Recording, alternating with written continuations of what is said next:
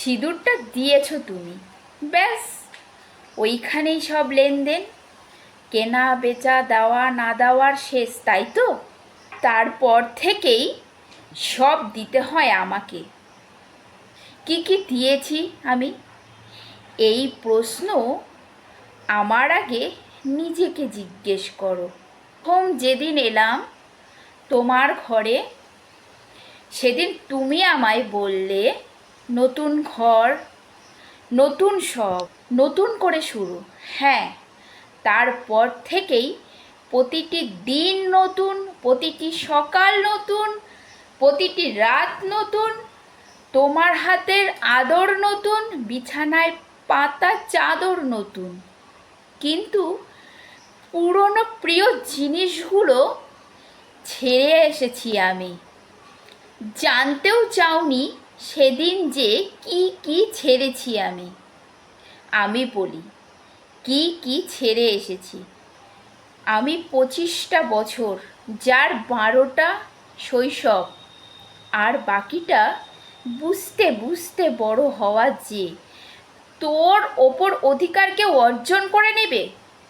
আর ছেড়েছি বাবার যত্ন, মায়ের আদর, ভাইয়ের সাথে খুনসুটি, বিকালের লাফদড়ি, সন্ধ্যায় এক থালায় মাখা মুড়ি, শীতের রাতের বৃষ্টি, বাসে করে বন্ধুদের সাথে ইউনিভার্সিটি থেকে ফেরা, আরও কত কি।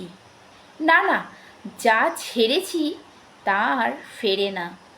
হারানো বিকাল ফেরে না, নারীর কৈশোর ফেরে না, কুমারীর কৌতূহল ফেরে না, বসন্তের শিহরণ ফেরে না। শুধু ফিরে ফিরে আসে তোল পার করা হৃদয়ের ফিরে আসার ডাক।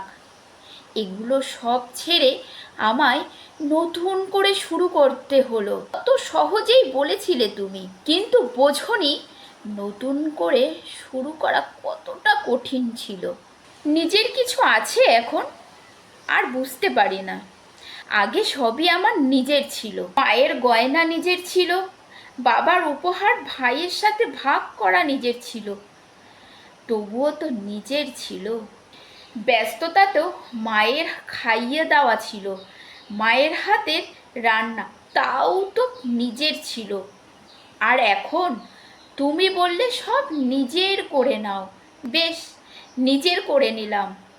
তোমার মাকে মা বলে নিজের করে নিলাম, তোমার ঘরকে আপন করে নিজের করে নিলাম, রাত দুপুরের সব আবদার নিজের করে নিলাম, তোমার নামের পদবিখানা নিজের করে নিলাম, তোমার ছেলের সব বায়না নিজের করে নিলাম, সবাইকে খাইয়ে সব শেষে খেতে বসা নিজের করে নিলাম, আগ ভরে জেগে ওঠা নিজের করে নিলাম।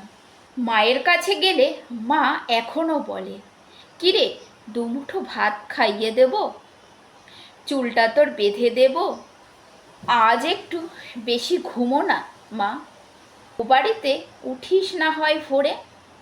ভাবি ও বাড়িটা সত্যি কি আমার মা? ওখানে আমি কারোর স্ত্রী, কারোর মা, কিন্তু কারোর মেয়ে তো না। এখানে মা আমি তোমার মেয়ে, ঠিক যেমন ছিলাম আগে। তাই এখনো এ বাড়িতে ফিরি, মনে হয় মা এটাই আমার বাড়ি, ওটা আমার শ্বশুর বাড়ি।